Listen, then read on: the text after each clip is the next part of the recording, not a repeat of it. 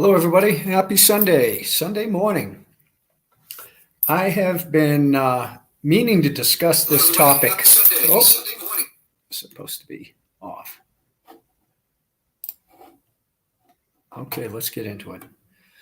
I've been meaning to discuss this topic, but just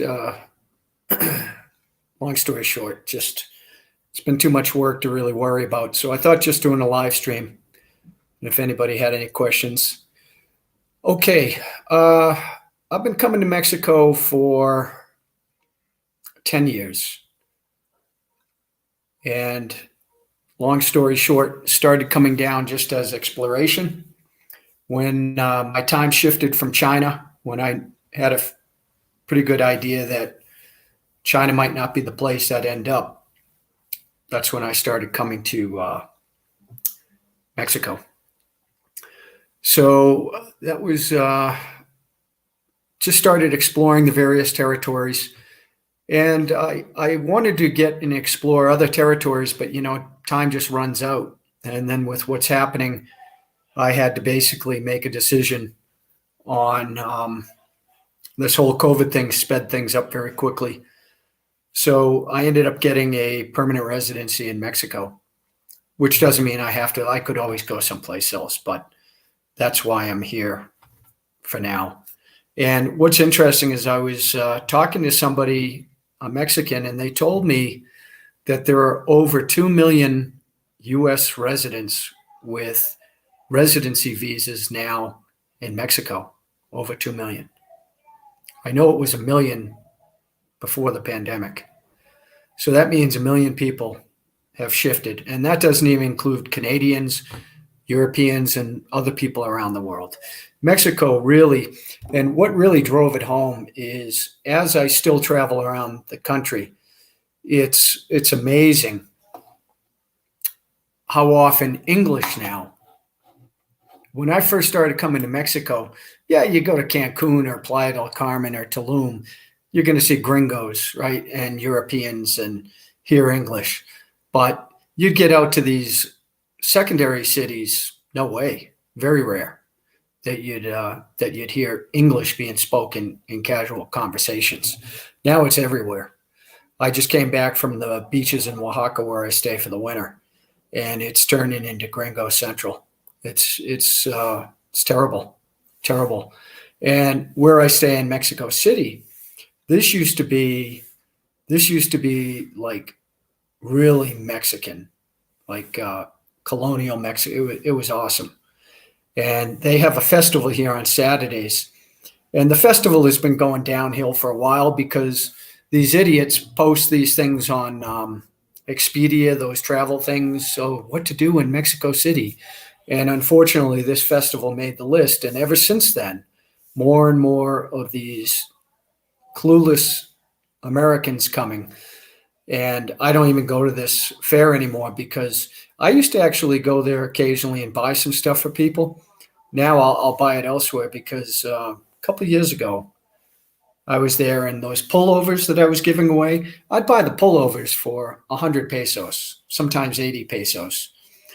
I bet you can't get those things for less than 500 now, pesos, maybe 1,000. I haven't checked.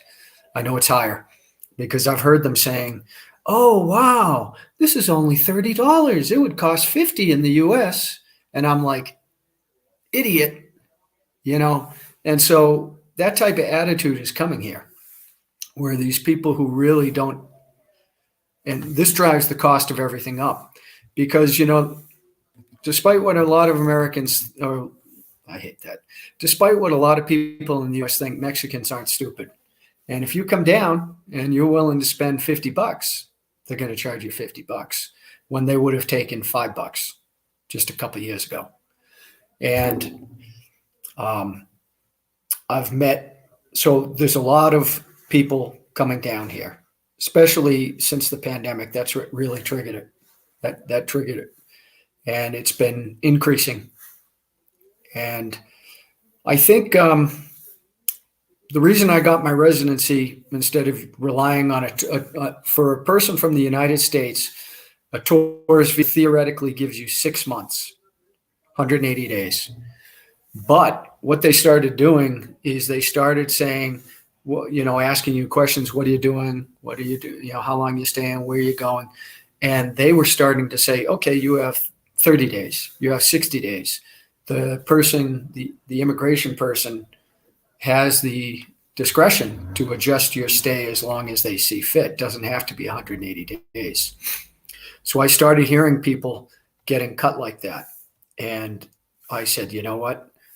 I meet the income requirements. It's easy to do right now. So I did it because it's permanent. Well, permanent until it isn't. And already I think it was 200 and every consulate, there are different Mexican consulates throughout the United States, and they don't all have the same currency requirements. So you can check that out online. The one in Boston that I went to, I think it was 200 or 240,000 in cash that you had to have, or in assets, liquid assets, to not a house, it had to be a liquid asset to show that you could stay there and not be a burden on Mexican society. And I just heard from somebody, I was talking to somebody, they said it's now up to 340 in just a couple of years.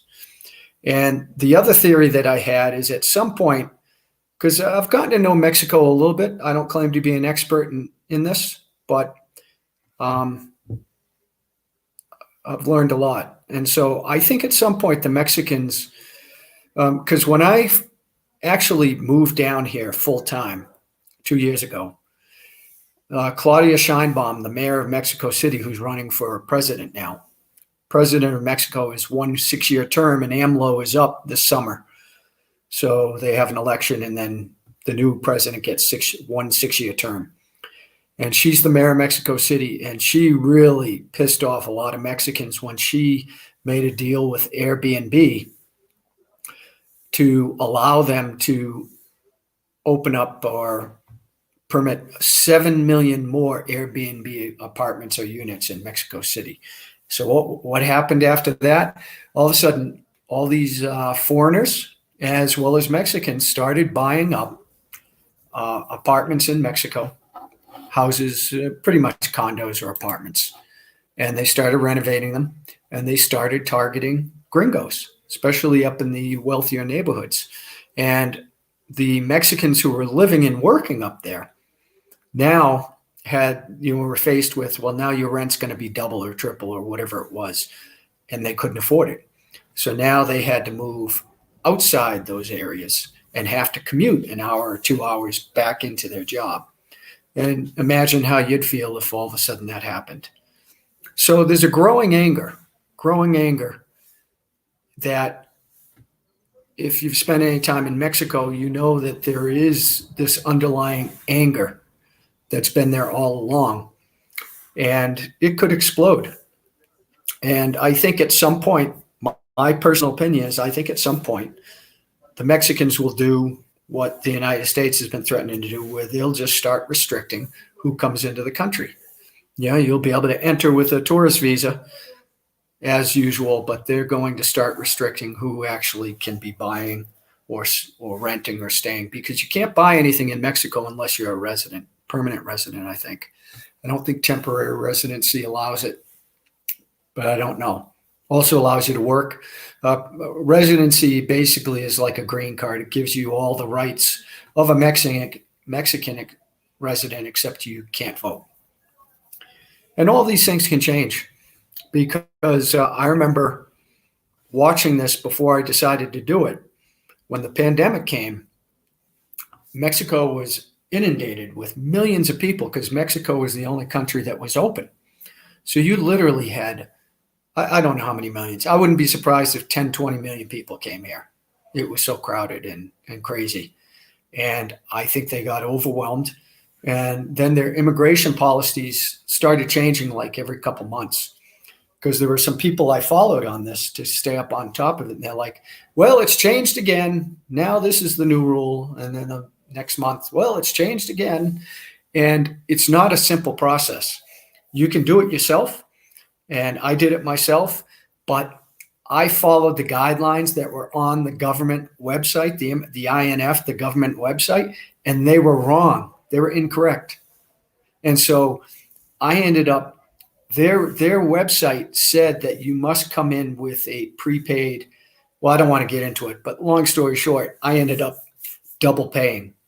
And then I tried to get a refund, and they make it almost impossible to get a refund for your money. So I ended up paying, I don't even remember what I paid. I want to say it was like 5,200 pesos, and I ended up paying double that. So, c'est la vie. Maybe I'll try again to get it back. I've tried twice. And what they do is you go to the right office, and they'll be like, oh, we can't help you. You have to go to this other office. I'll be like, well, that's where I was, and they sent me to you. Oh, no, they're wrong. You're going to go back. And you could try to go back, but they're going to just send you back to the other place. There's this type of bureaucracy in Mexico that is terrible, absolutely terrible. And anybody who spent some time here will understand that. So what I see happening now is, so I arrived here full-time October of 22. And the peso, I think, was 21 pesos for $1. And it got up to a high of almost 26 in 2020.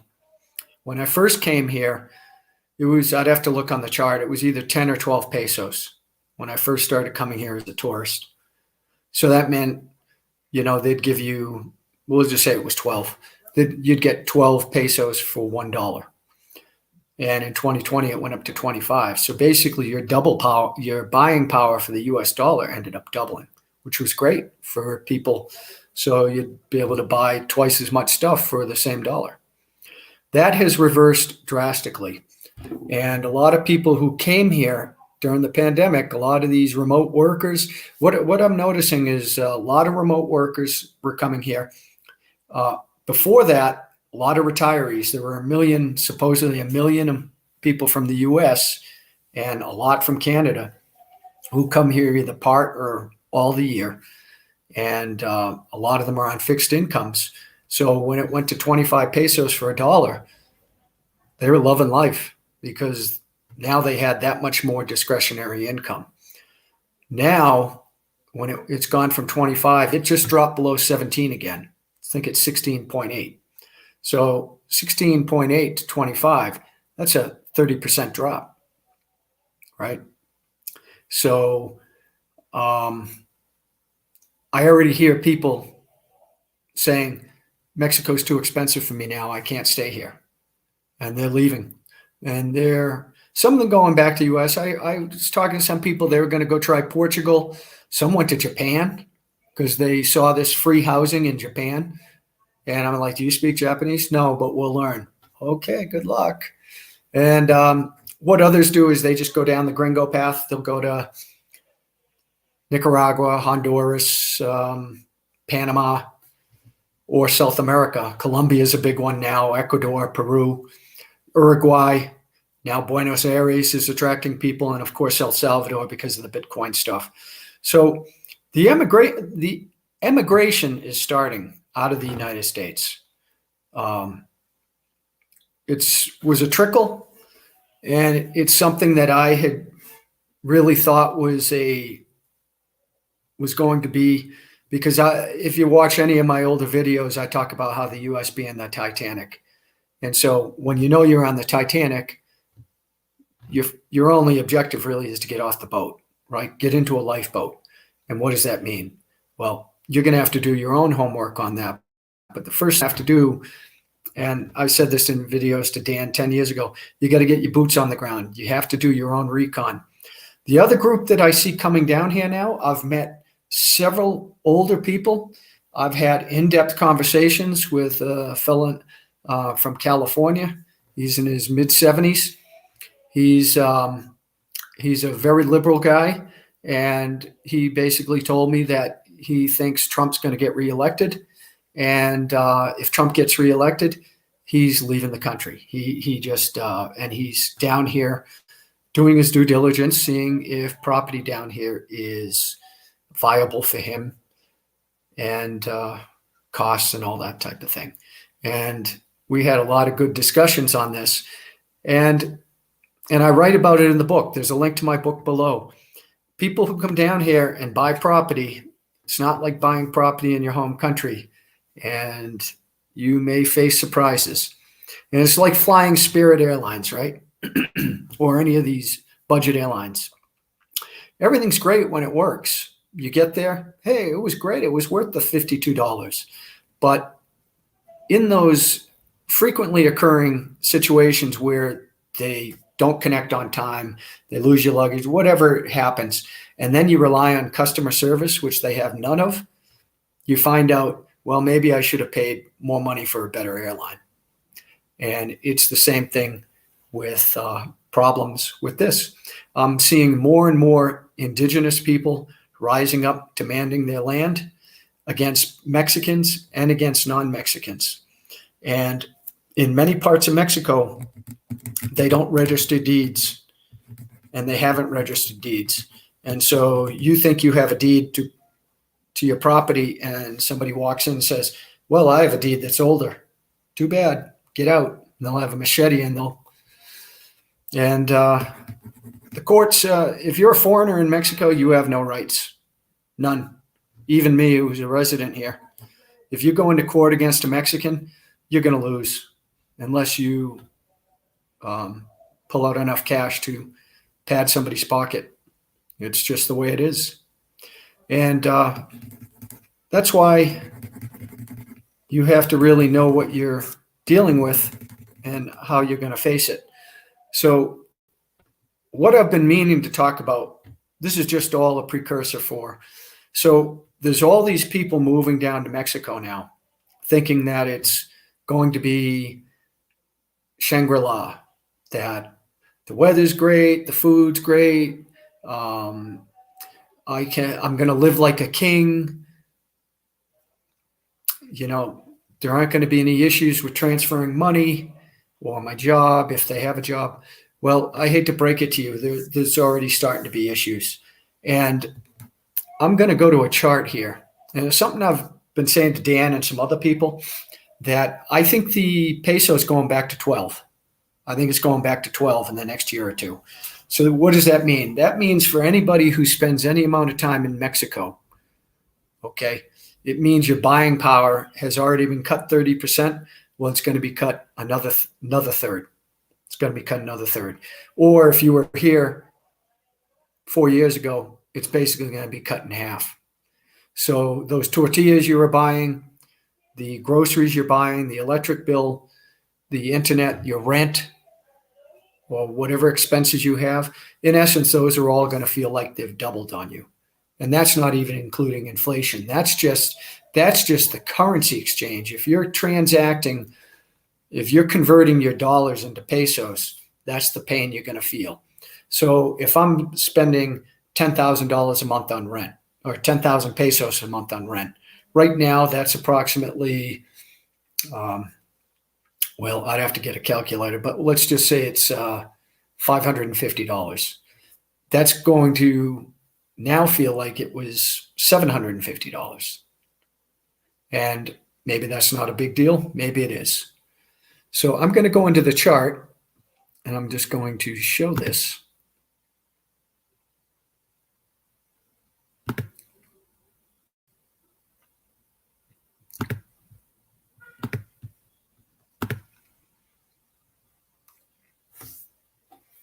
Okay, hopefully that's coming out. All right, I'm just going to wait till I see it on my screen. Boy, there's a very long lag time. Okay, yep, it's here. Okay, now I've doodled this chart up a little bit, so don't worry about the noise.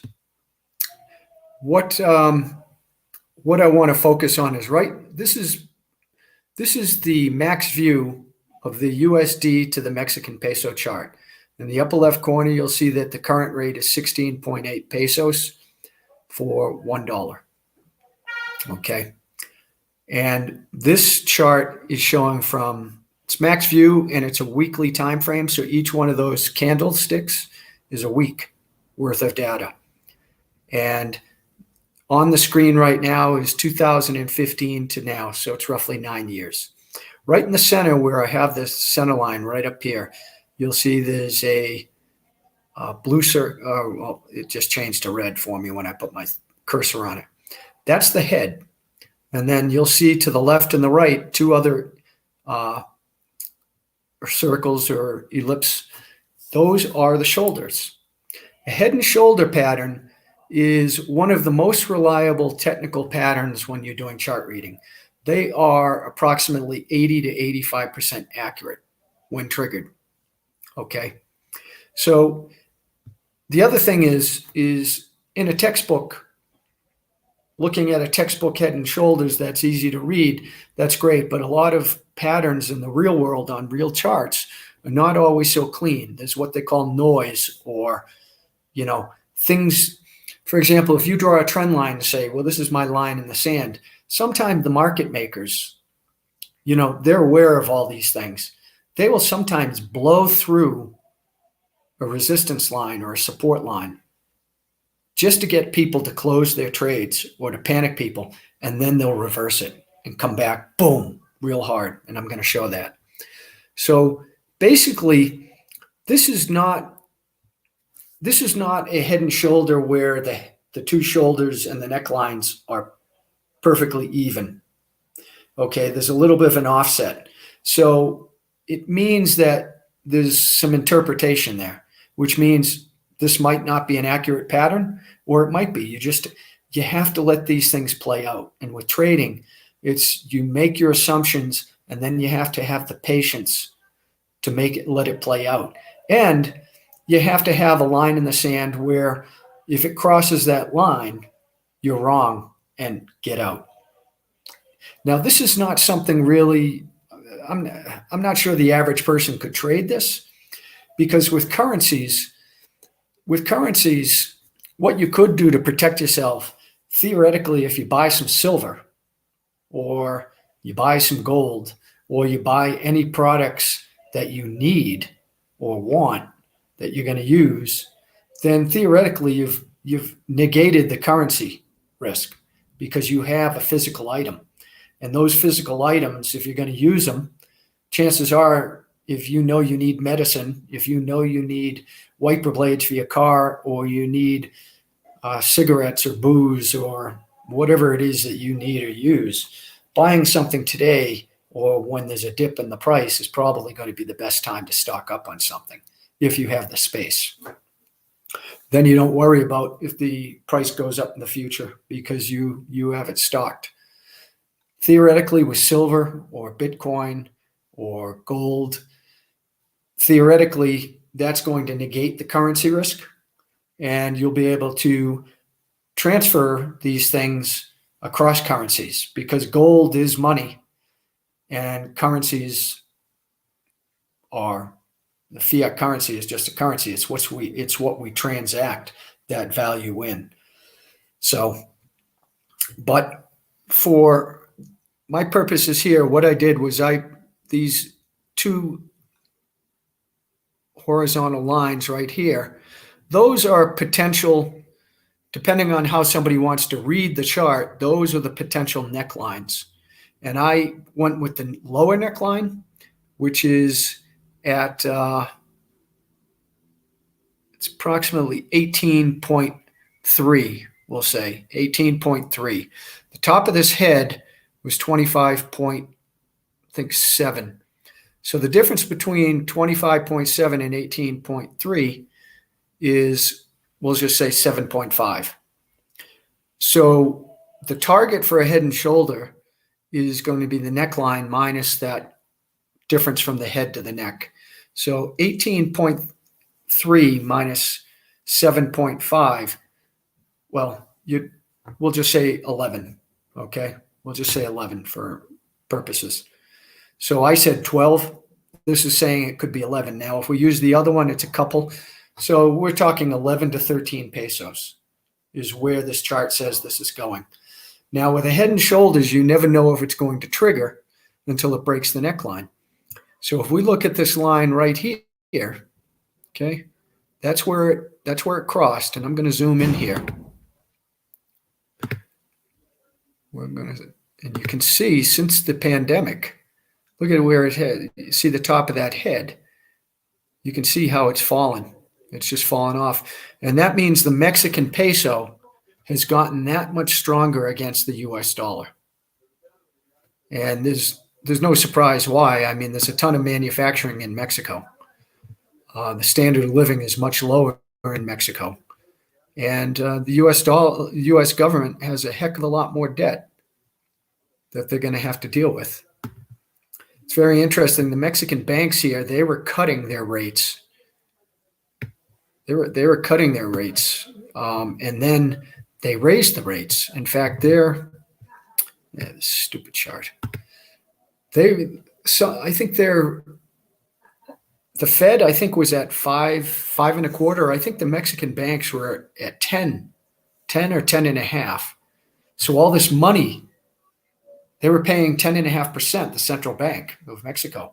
So all this money started pouring into Mexico, which made the peso stronger.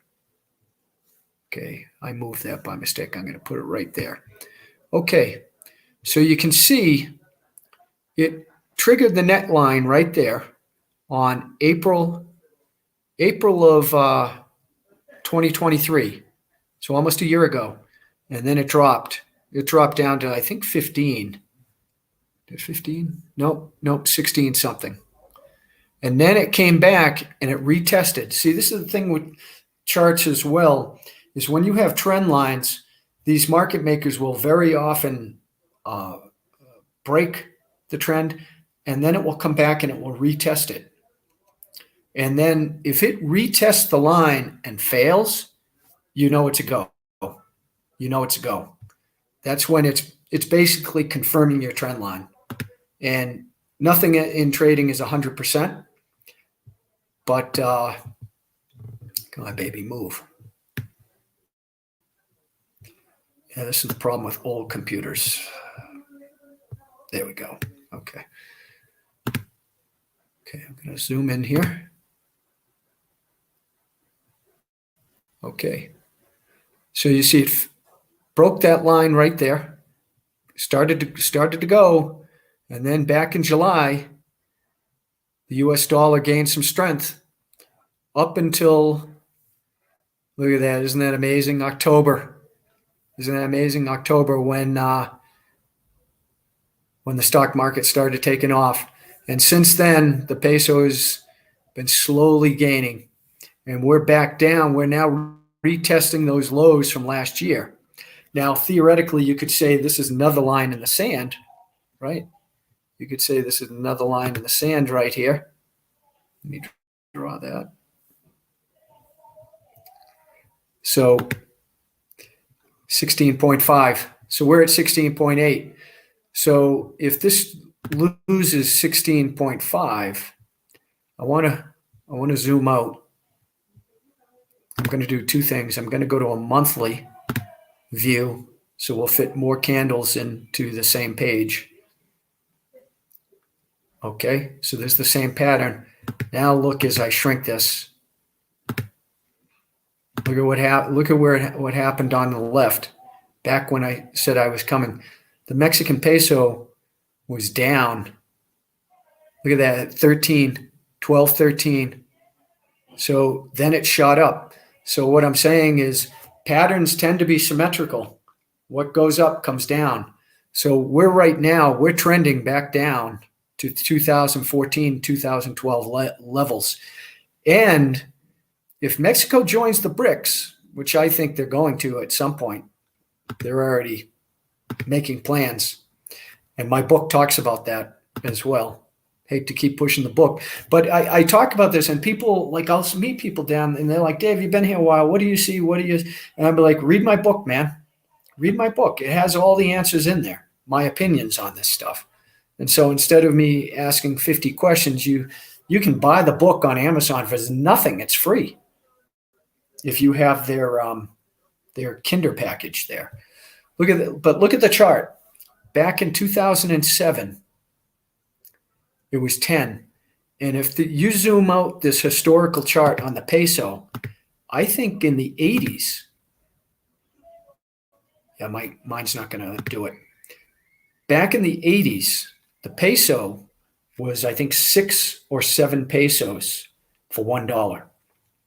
So you can see how anybody who moves to Mexico or invests in Mexico and they are relying on supporting themselves with US dollars, meaning retirees or people on pensions or people with investments in US dollars, if you just factor out inflation, which is going to, again, we're going to hyperinflation at some point. But if you just factor in the currency exchange, it's why silver and gold miners who are in Mexico have been pummeled over the last couple of years, because for doing nothing,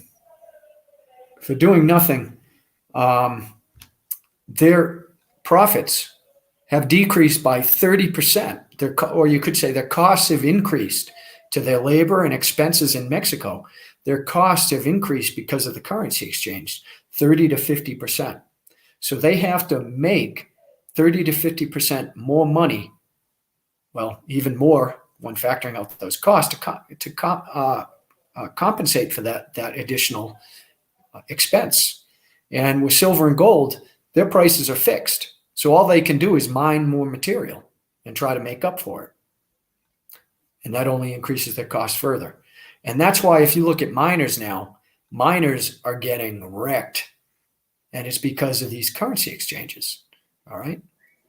A lot of it. Their costs are through the roof. Now the costs, so they're selling gold and silver at all-time highs. Let me rephrase that. Gold's at all-time highs. Silver is lagging at a 90-to-1 silver to gold ratio. And the miners are lagging. A lot of the miners are at pre-COVID levels. So that'll tell you those are two red flags. And that would make me very hesitant to go all in on any of those things, unless you don't mind parking your money there for a long, long time and risk watching if you buy something for $100 today, just be aware that it could drop down to $50. So don't do it on leverage, and just be aware that your $100, you may have to let it sit there for 5 years before it comes back.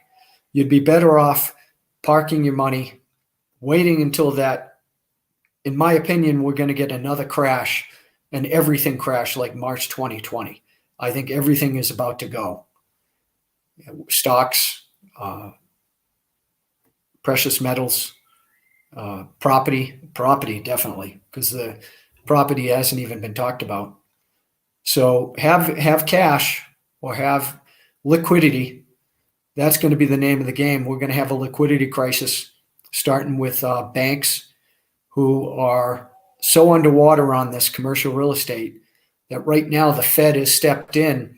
Last year, the Fed said, hey, Mr. Bank, listen, that building that you gave a loan for $300 million that's now worth $100 million, give us the loan.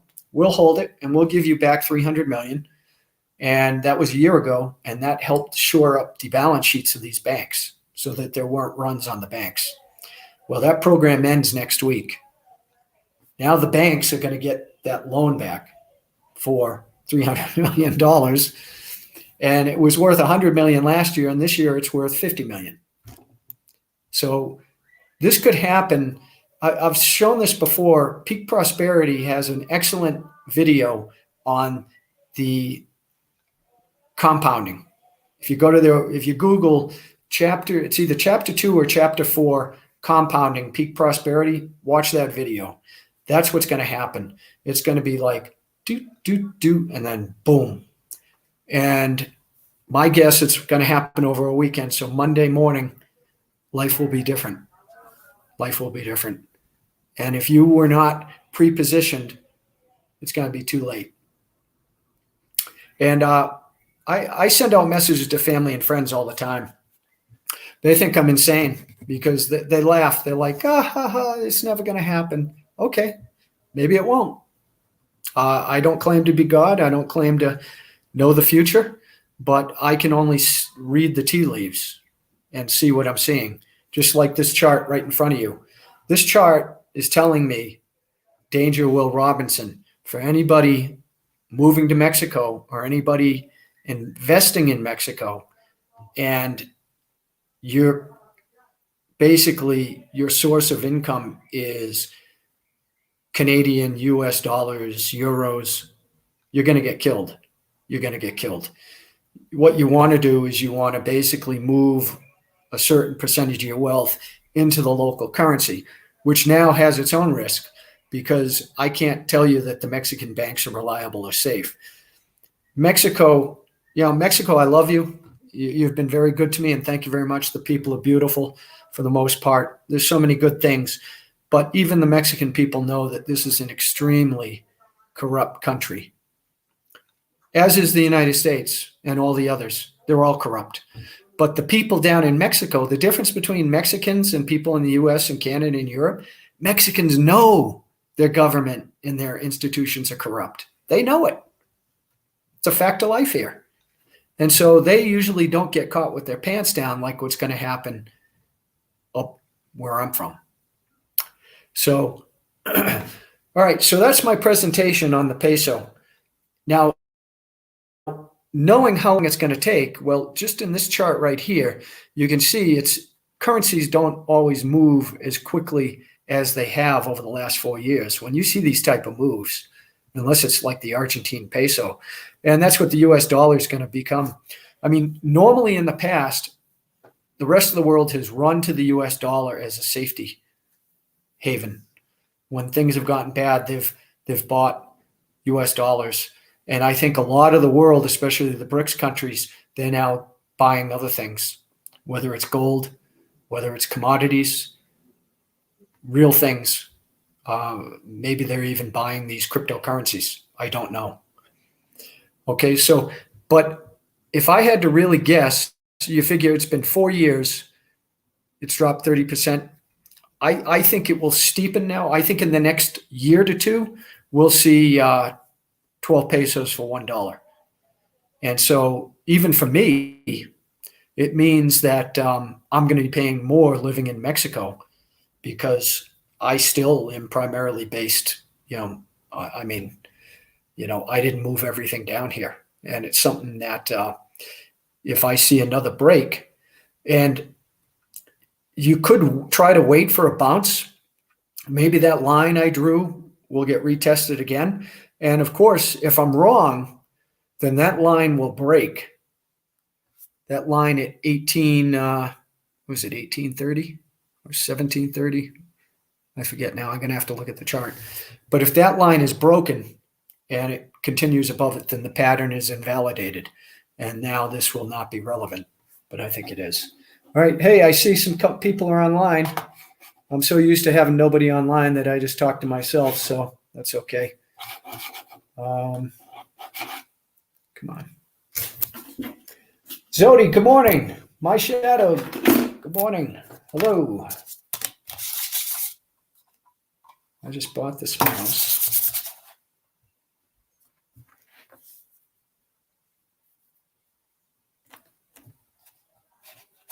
Well, I'll tell you, these computers are something, man.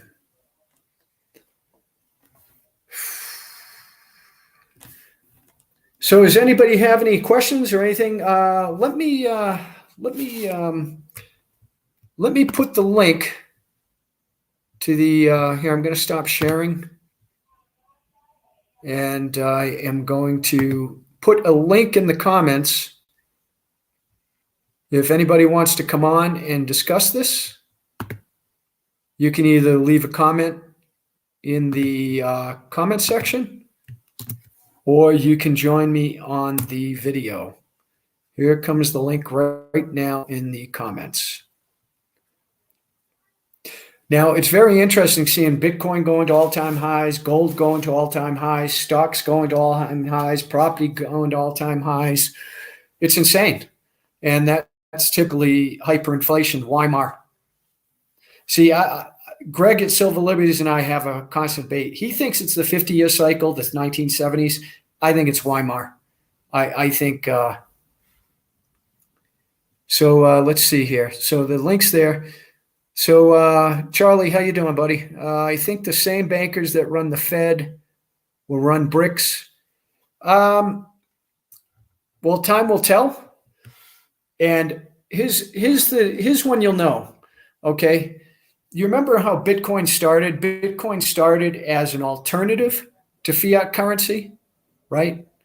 It was a competition to gold, because gold and silver, about 40 years ago, all of a sudden the banks started putting them these options contracts, and so that the banks could manipulate, where they could basically trade several 100 million shares or ounces of the metal when you couldn't even get that in the real world.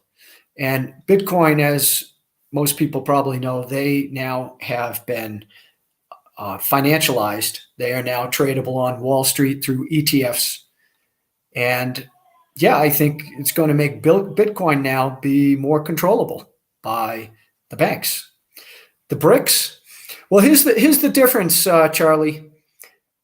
Is Vladimir Putin and Xi Jinping, are they corrupt criminals in the same class as the Obamas, the Bushes, the Trudeaus, the Macrons, the Boris Johnsons, and all the others? Are they going to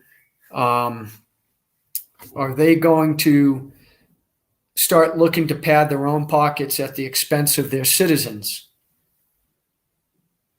Time will tell. Or are they going to, I think they were playing the game when they had to play the game. It's why the Soviet Union lost the race with the US, because they couldn't compete economically. Well, now the BRICS combined, I think it's 70% of the world population, and their economic power is increasing every day, because the US is financialized. The Western world countries, including Australia and the other Western type countries, they're all financialized. They're not really making anything. And so in the real world, they're becoming weaker. And Zodi, hi, Brian, how you doing, buddy? Could gold go to 550? I guess theoretically it's possible. I don't see that. I think gold will, when I say gold will dip, what did it dip down to in 2020? Silver dropped down to $11 in March 2020. I'll never forget it. I was online, I was trading when that plummet happened. And I saw silver go, and I was watching it, and I'm like, okay, at this point, I'm going to buy a monster box of Canadian maples for, I think it was like $13 US. And I was waiting, and I thought I had plenty of time, because I checked the quantities on this website. They had a lot, literally no more than 10 minutes. I went back to buy them. They were all gone. Somebody cleaned them out. So I don't know what a Canadian maple is worth, a 1 ounce silver maple, but I saw prices last year as high as $40, $45. So that really hurt, because even if I was just trading them instead of just holding on to them, that would have been, I could have basically bought, a monster box and sold half of it and been riding the rest for free if that's how I wanted to play it. And so when I'm doing a live stream, unfortunately, let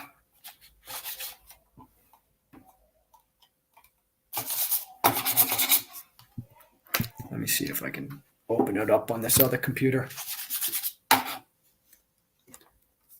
Let me see what the price of silver and gold were on March of 2020, because that's where I think it could spike down to, since it was there already. Yeah, it's not coming up. Yeah. At some point, because I haven't settled down in one place, I'm still rotating. I'm actually back in Mexico City now. I'm not on the beach anymore. I came back a couple of days ago.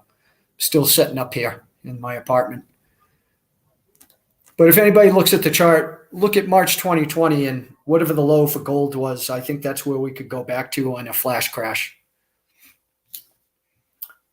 And but I'm wrong a lot. So I was telling people to buy over the last many years, because you never want to go all in, but it's always good to have a base position, and then when you see opportunity, you add to it. And DJ Parr, how you doing? Hi, David. Don't underestimate the power of the U.S. Navy. That's what the okay, you're going to need to explain that to me. Well, there's one reason why. I'm not sure if you're familiar with the Belt and Road project from China, goes all the way to London right now. It's basically trains. And that's how they get around the U.S. Navy, is they just bring it overland through Russia all the way to Europe. And so Navy, also, if the U.S. Navy gets too close to the Chinese coast, even around Taiwan, I forget the name of the program. The Chinese, about 20 years ago, well, is it 20 years ago? Oh, no, I was in China when this was going on. They initiated a program, because they come up with their acronyms and their programs like the U.S. does. And basically the program was to set up cruise missiles along the coast, which their only purpose was to sink ships, U.S. ships, because the Chinese know that they don't have, or at that time, they did not have a blue water navy. They have basically more like a Coast Guard and for a long coastal navy. But they have actually increased the size of their submarine fleet as well as their blue water navy. In fact, they have aircraft carriers now. I have seen, if you go to China now, you will see fighter pilots training in every city now. You'll see them in the air all the time. China has been at war unofficially with the United States for probably since Deng Xiaoping came to the United States in 1980, came to see Jimmy Carter. And that's what my second book is about. My second book is called Trojan Horses, and it talks about the war that China is fighting with the United States. And it's like getting into a fight. If you have two people and one guy's in the fight and he believes it's a fight, and there's no rules, and the other guy's like, you kidder, who's going to win that fight? And that's what the U.S. and China. The U.S. hasn't won a fight in years, decades, against an opponent.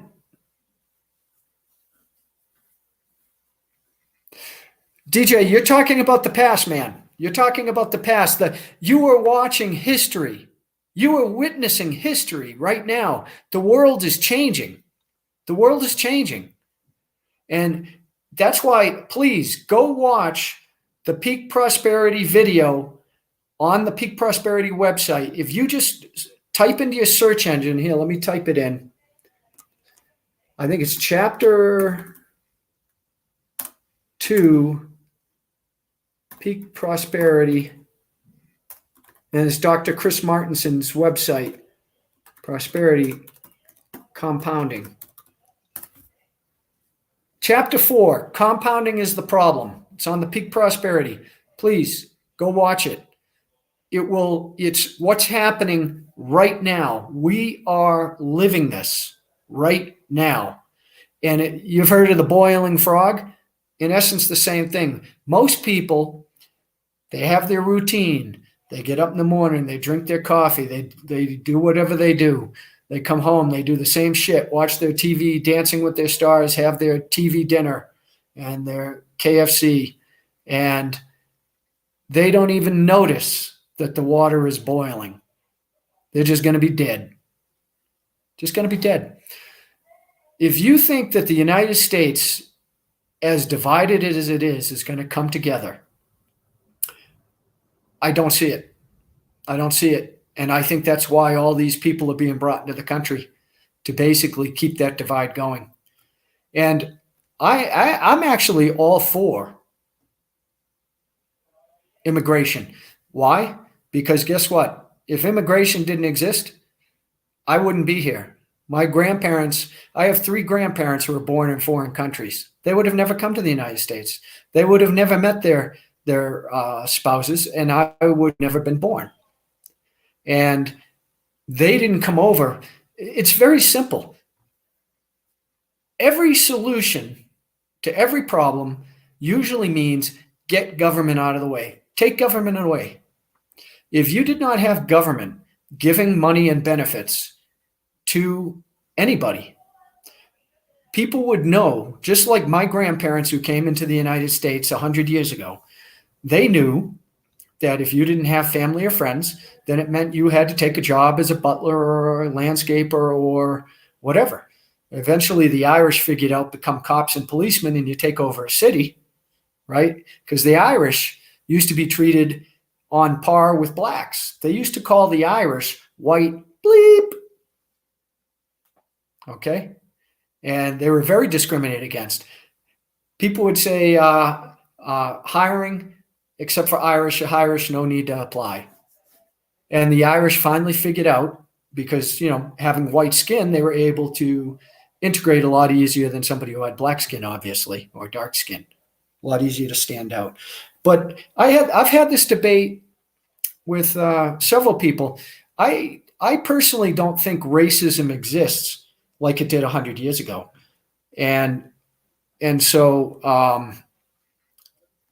I think that anybody who has the qualifications and the ability to be a good person, a reliable person, and can deliver what they promise they're going to deliver, I think that's going to be 90% of the battle. Yeah, well, DJ, I'm not saying you're wrong. I can't say anybody's wrong. I can't say I'm right, and I can't say I'm wrong.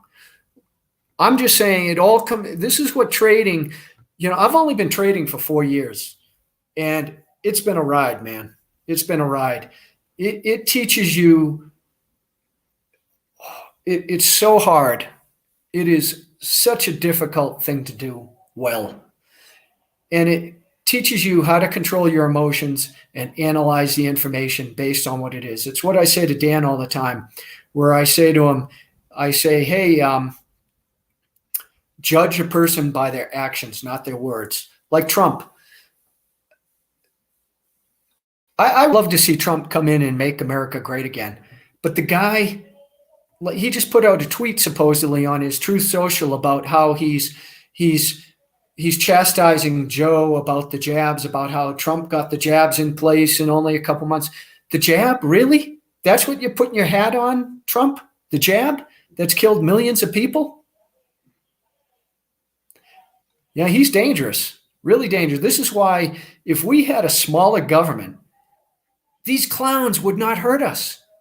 We would then have the ability to control our own future. I can't tell you how many times the criminal Federal Reserve has hurt my positions because they come in to help their buddies, or they come in and change something. I've talked about it before. They basically see something happening and they put their finger on to tilt to help out their friends. They don't help the average guy.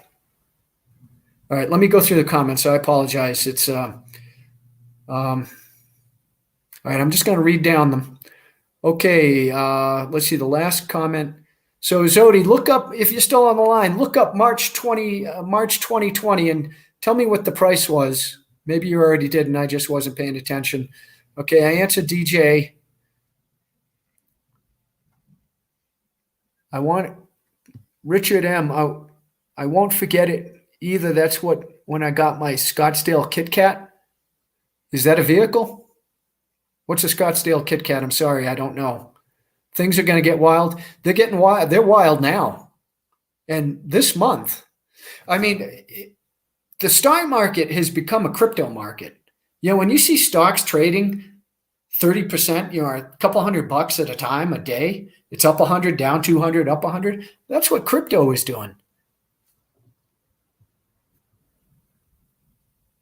So it can't hurt if you wait. Yeah, I mean, if you have, it's opportunity. this is where it's important. I can't stress this enough. Do not leverage yourself.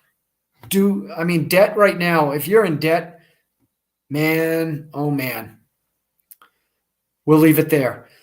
Do not leverage yourself. That's something I learned. Some of the biggest mistakes I made in trading is thinking, wow, this is what I was waiting for. And I went all in. And because I was so sure that I was right. And I've learned that that is a very dangerous time. It's one thing to go in. You have to be a lot more measured. And so just to have a game plan ahead of time. Hey, if gold goes down to $1,000, let's buy a couple ounces, right? I wouldn't sell the house and buy gold. Because, at the end of the day, gold could end up, theoretically, gold, you can't eat gold. And when things get really bad, people aren't going to want gold. They're going to want things that make their life better. And gold doesn't make your life better if somebody's not willing to transact in it. Just like Mexican pesos. You'd have 1 million Mexican pesos in the United States and trying to go into Walmart, hey, I've got pesos. So they're going to look at you like, yeah, good luck. Monopoly money. Okay. Yeah, cost average. If you have a low average, these are all the personal decisions you have to make. And I don't know how many people have liquidity. I read these charts where there's more and more people going into debt. You see these credit card curves going up like this, showing the debt. And people draining their 401k retirement plans to survive and putting essentials on credit cards to survive. So they don't have liquidity. We already have, I don't know, I'll bet you we have 25, 30%, maybe half the country right now that are already at the point where they're just surviving. They're going month to month, paycheck to paycheck, just surviving. Very dangerous. If silver dips to 11, it could. It could. Very possible.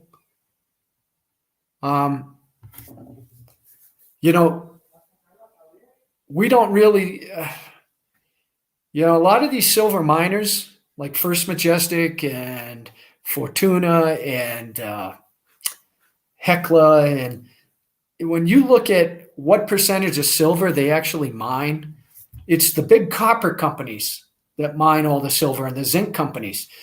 They have silver as a byproduct. Those are the ones who mine almost all the world's silver. There's a big company over in Poland. There are a couple down in Chile that mine copper and zinc.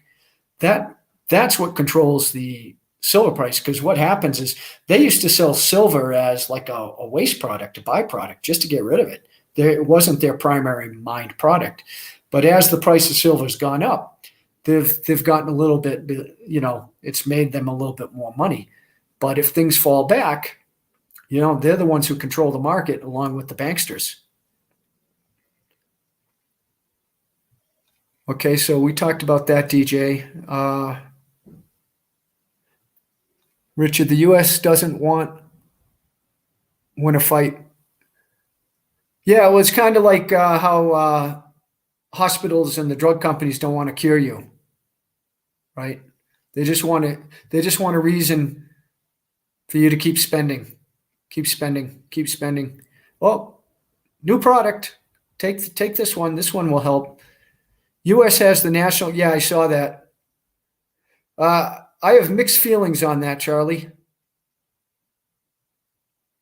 That's because the posse comitatus are in the Constitution. It basically forbids using U.S. troops.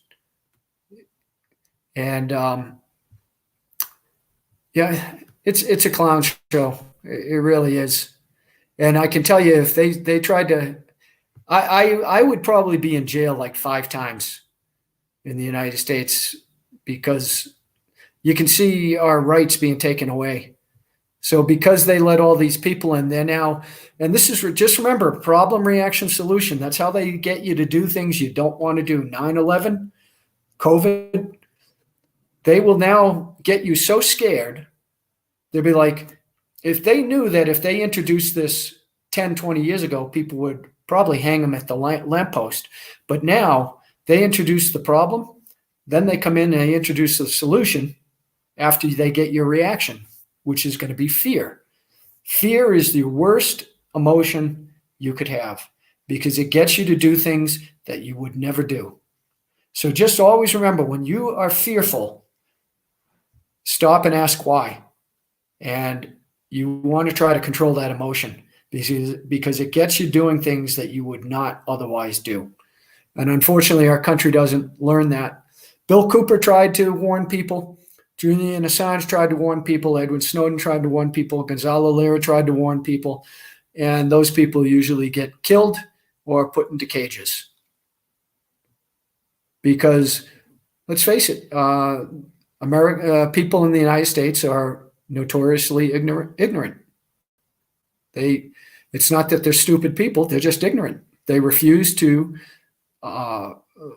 educate themselves. They refuse to improve themselves unless it has some sort of economic benefit. And they have grown increasingly favorable to bigger and bigger government because they don't want to have to worry about something. Well, as you've seen, the criminals get into the government, the banks and corporations take over the government, and that is bad for you and I.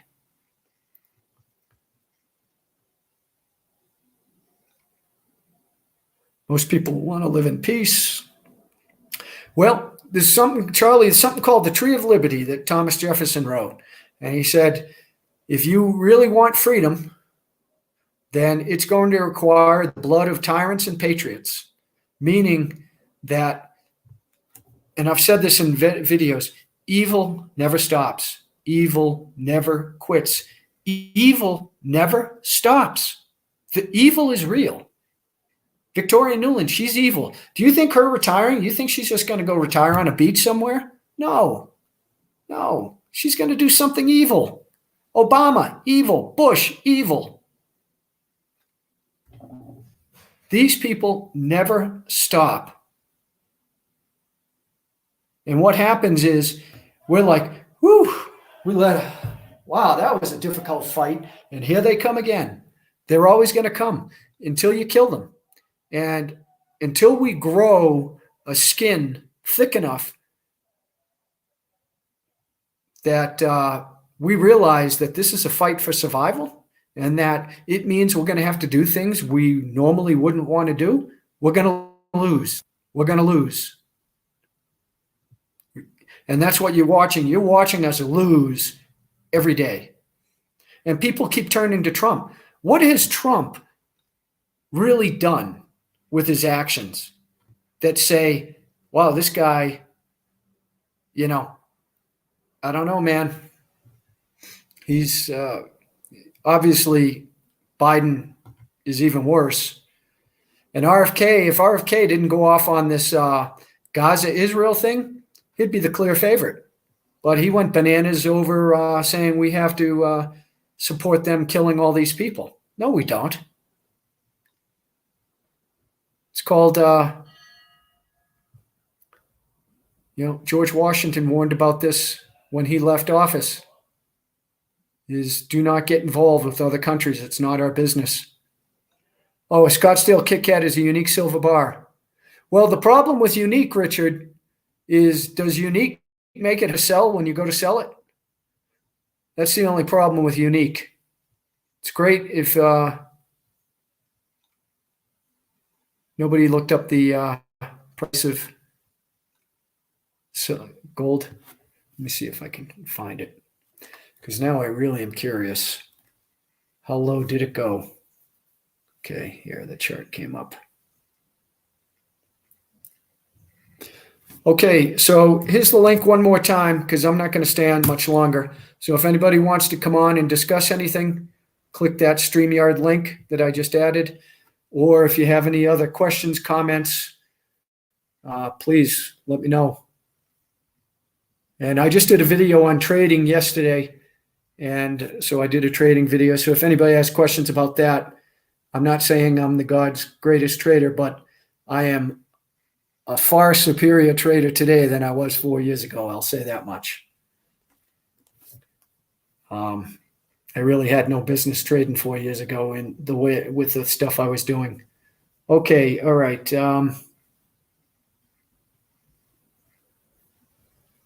Okay, March 2020. This says that this is wrong. I think silver got under $12. So I think these only track the closes, the various closes. This does not track the so silver got silver got down under 12, and gold I think got down into the 1300s. 1400, 13, maybe 14. It says 1484, but I think it got lower than that because 1484. Let me just do a quick silver. 1484. Oh my God. Yeah, the gold silver ratio of 120. It got up to 120 a couple times. That's when it was beyond. That's when when you say 120 gold silver ratio, because theoretically, you buy the silver when it's 120, and then when it gets back to 60, you swap it over, and you have that many more ounces of gold for doing nothing. Yeah, Trump is Machiavellian. Yeah, that's a good way to put it. I've been calling him oh boy, what have I been calling him? Authoritarian, which is the same thing. Trump, all of these politicians, they want and they like big government. And the problem is there's nobody looking out for our interests. The Supreme Court is supposed to interpret the Constitution, and they're not in many ways. A lot of these, as much as we like it or don't, I mean, God gave us free choice, free will, and that's what our Constitution protects: our ability for freedom, for free choice, free will. And it's a double-edged sword. The positive edge is that freedom allows me to live the life that I want, to hopefully go out and improve myself and make society better. But unfortunately, it gives people the right to destroy themselves, to spend their money in a bad way, to use products that are going to hurt them. And our society has said, let's get government to intervene. Well, has anybody learned that government, all we're doing is spending our money supporting these bureaucrats for nothing? Right now, the reason the markets are booming and the reason that you can see government spending is outspending. I think the last job said, I think almost all of the jobs added, not almost all, but a great percentage of the jobs added were government jobs. So now we're paying people with money we don't have to do something that we don't need done. Hey, that's insanity. That's insanity. So, all right. So, Sherry Johnson, electromagnetic warfare. Actually, I'm writing about that in my second book. There is some truth to that. The stuff that I am 90% positive that what I'm writing about is accurate. Just like I think the first book I wrote about is 90% accurate, but I write about it as a fictional book so that people don't lose their minds. I talk about it in a story with characters so that people can be like, oh, instead of getting upset or angry or wanting to kill me.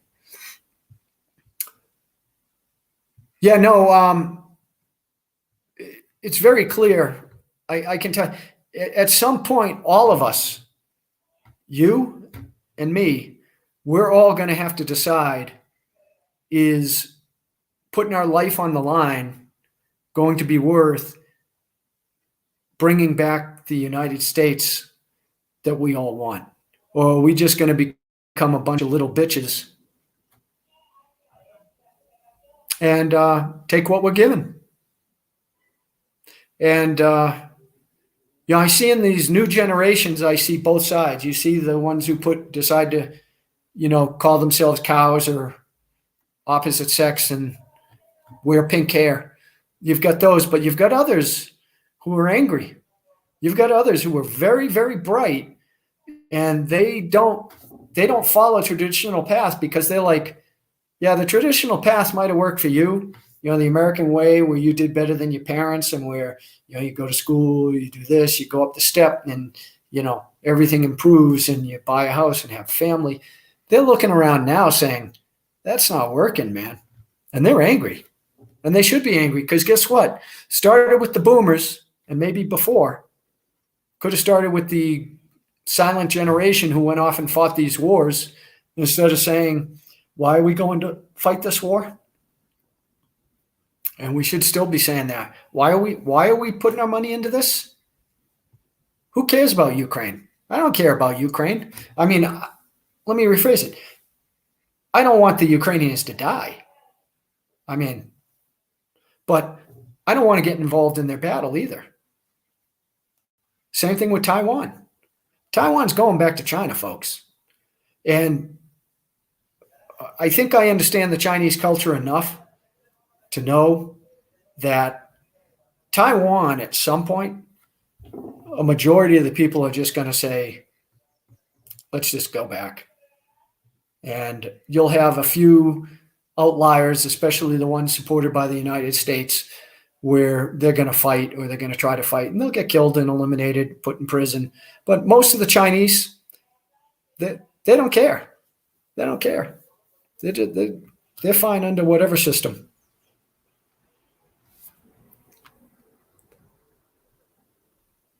Some people are emitting Bluetooth signals? What does that mean, Sherry? What, from the jabs? Yeah, Richard, no doubt about it. I mean, the government truly is the enemy of the people. And why do I say that? Because they have the ability to send men with guns or people with guns who will kill you. Bill Cooper, I have a video on this. Bill Cooper, in the summer of 2001, on his radio show, he was on public radio in New Mexico. He was warning people, saying that they are setting up Osama bin Laden to be a patsy. When nobody even knew who Osama bin Laden was back then. So he had been saying that for months. 9/11 comes. Same day those damn buildings fell.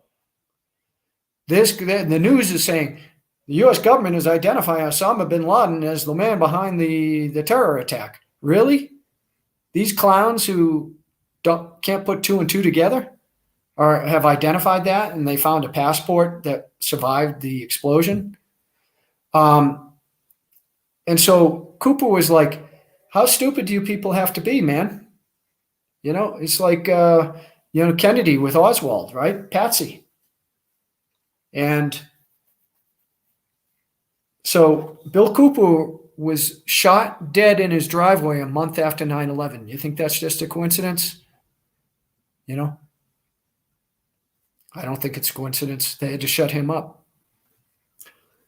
So they had to shut up a lot of people. We still don't know what happened to Seth Rich, right? You think that was just a mugging going wrong? Or do you think it was retaliation? Now, the powers that be, now what they do is like with Assange and with Seth Rich, they will take these vindictive actions, against that person, but it's also, they now can say to future people, hey, you mess with us? You ever hear of Julian Assange? Yeah, I thought so. You ever hear of JFK? Yeah, I thought so. You ever hear of Seth Rich? Yeah, I thought so.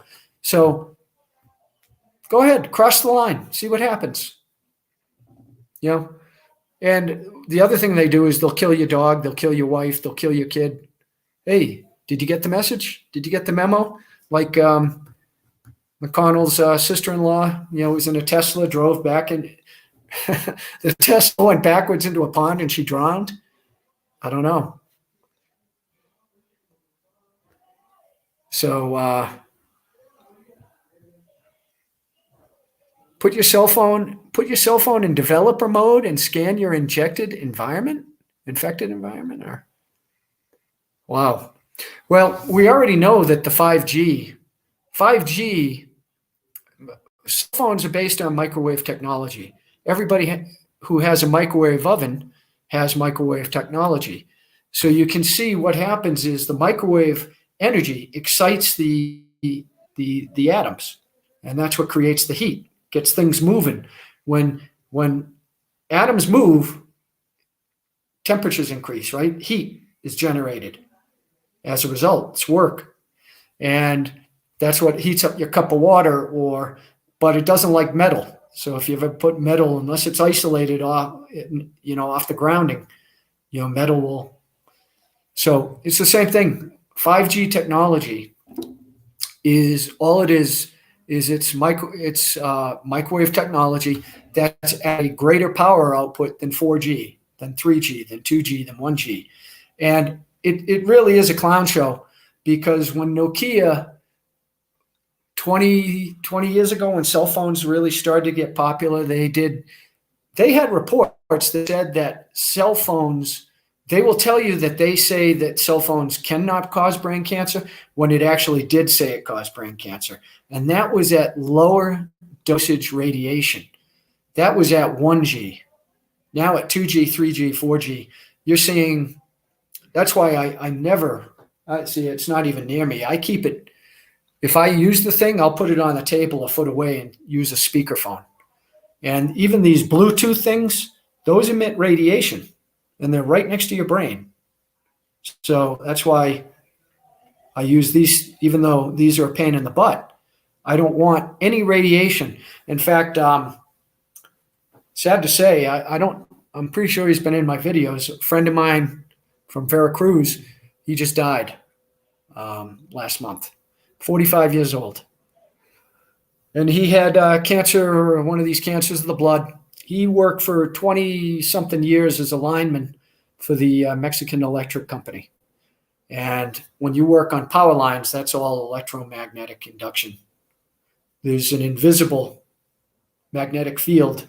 And when you're working on that all day, that's why they couldn't figure out for years why children who had bedrooms on the corner of a house, on a corner of a block with the transformers right on the telephone pole outside their windows, they could never figure out why these kids were getting leukemia and cancers. Well, it's because the transformers are outside their windows. And those giant power lines, the people who live near those, if you had a camera or that could see those fields, you see these giant radiation fields. And over time, our bodies are very resilient. We can take some punishment, but when we're constantly exposed to irritations, then our body typically breaks down or will fail. It just can't fight it. Your neighbor has 2 addresses and is magnetic. She hit the jackpot. Zapata oil.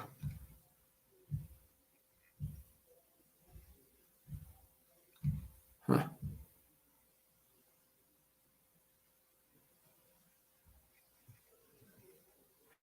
Yeah, that's why I think it's a 100-year cycle, Richard. They had a pandemic. They had, you can see a whole bunch of things, and then Weimar, right? We know about the Great Depression. And yeah, I think, and these things don't always happen in our time frame, because 10 years ago, I didn't think the Fed would be able to hold up the US dollar for another 10 years or 15 years. Let's see, 2007, 2008. Yeah, that's 17 years. So, yeah, I mean, there are a lot of people who are dead now who didn't have to worry about any of these things that I'm mentioning today. They lived their lives. They were in the markets or did whatever. They didn't have to worry about it. And so That's why a lot of people don't worry about this stuff, because the only time you'll have to worry about it is when it actually happens. And you could argue that it's happening right in front of our eyes right now. The United States has not been on a good trajectory for quite a while. And it really is for like my nieces and nephews now who are in their 20s. Some of them are in their 20s now. Man, I'll tell you. I have conversation. I mean, what do you tell them to do now? You know? Yeah, well, you'll have to compete with either a robot or a Chinese kid who speaks 5 languages and can do, calculate these equations in their head. I mean, what are you going to do? Work at Subway? That'd probably be a robot. Drive a truck? Driving a truck is the number one job for men who don't have a college education is driver, truck driver, FedEx driver, UPS, any sort of delivery type or distribution driver. That's the number one. And those jobs are eventually going to go away. Whether it's done by drones, think about it. I mean, it's going to be very painful and then what type of education do you get? And the way our system's set up is, do you want to go into debt for $200,000 to become a doctor? And then you're told that you're now, the doctors and hospitals are nationalized, and maybe if they allow you to work off your debt that way. But what do you tell kids today? I mean, what's the purpose of high school today? I've said it for 20 years. What's the purpose of high school? What is high school preparing these kids for? Do they even know? So it's time to get corporations and local companies working with the local governments so that they can help reinstitute training programs. I forget the word for it, where you have people come in and do, oh my God, my brain today. So there's a lot of things we should be doing and we could be doing. But here's the problem is, like I said at the beginning, there's half the country who are on a treadmill running to stand still. And I think that percentage is going up and going up and going up. There's more and more people who are barely surviving. And if something drastic happened, they couldn't compensate for anything major coming in. And so when you are focused on surviving, or you're focused on family issues or job issues or health issues, none of this other stuff matters. So, yeah, Charlie, George Carlin, he should be taught in high school, George Carlin's speech, because George Carlin tried to warn people. And again, if you watch any of George Carlin's interviews, he will tell you straight up, he will be very confrontational with other guests, and it's not comedy. It's straight. These are the facts, Jack. What are you saying? Come back at me. What do you see? Whereas when he's on stage making his living, he knows he's not going to have people buying tickets and selling out his shows if he's leaving them ready to, jump off a roof or hang themselves. So he tries to say it in such a way that gets people laughing, when he's basically saying, wake up, dummy. Wake up, dummy. It's a big club, and you and I aren't in the big club. And choice is an illusion. You get 57 flavors of ice cream, and we have a uniparty, right? That's not choice. Yeah. So, all right, folks. Well, happy Sunday. Happy Sunday. And unless anybody has any questions on tickers that I can look at, I'll give you my opinion, or anything else, I'll give you my 2 cents for what it's worth. Or if there's any other topic that you want to go for a walk and I actually don't even have a cell phone plan down here. I just have an old cell phone, and I I use about 3 years ago, I ported my cell phone number to a Google number. It's a one-time $20 charge. Instead of paying $20 a month for a cell phone, I paid $20 one time to Google, and my cell phone is now a Google number. And so as long as I have access to Wi-Fi and I have Google Voice, I can make a call anywhere in the US for free, in Canada, I think, as well. And I can receive calls, and I can send texts, and that's what I use. I don't have a cell phone, but I can use that anywhere I have Wi-Fi. And today, like the map programs, you can have map programs that don't need a Wi-Fi signal. They'll use satellites and for free. So I just didn't want to start paying money for something that I really didn't want. Same thing with cable TV. So wherever I stay in Mexico, everything's included. So I never watch TV. So I just need Wi-Fi. And then with Wi-Fi, I can pretty much do whatever I need to do. And that's it. And get outside for walks. That's why I love Mexico City. But I can tell you, I'm very discouraged because literally yesterday when I was walking around where I am now, and all I hear is English. It really is. It's shocking. It's shocking. Same thing when I was in. I'd never been to Italy. That's a long story for another day. Why I was saving Italy for a honeymoon that I never had. So finally, I realized, hey, I'm not going to get married. So a friend of mine said, I decided to go to Ireland, and then I went to Germany with him, and then. Since I was in the south of Germany, I said, well, let me take a Flixbus over to at least explore part of Italy. And I'm glad I went, but all I heard was English, man. All I heard was English. And I'm like, when I started traveling 20 years ago, traveling was not easy. Before 9/11, it was more enjoyable, but after 9/11, it was not fun. But they didn't have all these planes and all these routes. Nothing really was online to really make it simple. You had to carry around maps and schedules, and it was a nightmare. Now everything's simple. Now any idiot with a phone can travel. Oh, let me just reserve that bus. Done. Incredible technology. Well, everybody have a great day.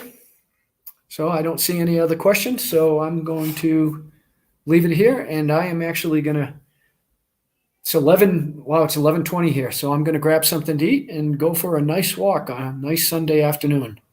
Beautiful weather down here. This is got the jacaranda trees. Jacaranda tree is gorgeous. Came from Brazil. They brought it up to Mexico maybe 100 years ago, and now throughout Mexico you'll see jacarandas, which is a purple flower this time of year. And it's just spectacular. You see this tree and it makes you smile. It's such a unique and beautiful, beautiful plant. Yeah, airports, they're terrible, Charlie. Terrible. That's why I like the high-speed train in China. If you ever go to China, take the train. Don't take the plane. And I've done videos on this. The airspace is controlled by the military, and they're frequently closing airspace. So planes are constantly getting delayed, and the amount of time you're sitting there waiting in an airport, you could be 1,000 miles on the train because the trains are going 200-300 miles an hour. So, and the train's a great experience in China. I'll just end on this. Before I decided to actually get rid of everything and come to Mexico, I did getting involved in politics and trying to make a difference. And I realized I'm not a political creature. And so as much as I would like to do that, I just don't see that the people of the United States are willing to absorb the pain that's going to be required for turning the ship around. I mean, it would be so painful. I mean, we're talking, it would take at least a decade now of real pain to get this ship back on course. and it might take longer. And I'm basing this on, when I was first started going to China, was just starting to industrialize. And I see how much effort it took those people. And that was with government mandates. Like, there were no options. You were doing it. You were doing it. I mean, you're not whatever the government wanted to do. So we don't have that in the United States. So we just have a lot of the United States now is just a bunch of people who like to suck off the tit of the government. Everything from the defense contractors to the politicians to the people who collect. The state of Maine has more people on government support than they do in the labor force. Think about that. There's more people collecting from the government than there are people who are out there working. You think that they can stay above water? No way. Maine's a gorgeous state. Love Maine. But it's honky tonk. And it's honky tonk because of that. Yeah. So, but yeah, if there's a lot of things that we have to do, and we have to get back to basics in this country. But here's the problem. Short story, and then I'll go. I remember whatever skill I've developed, if I stop doing something for a period of time, I forget how to do it. It's like having to learn it all over again.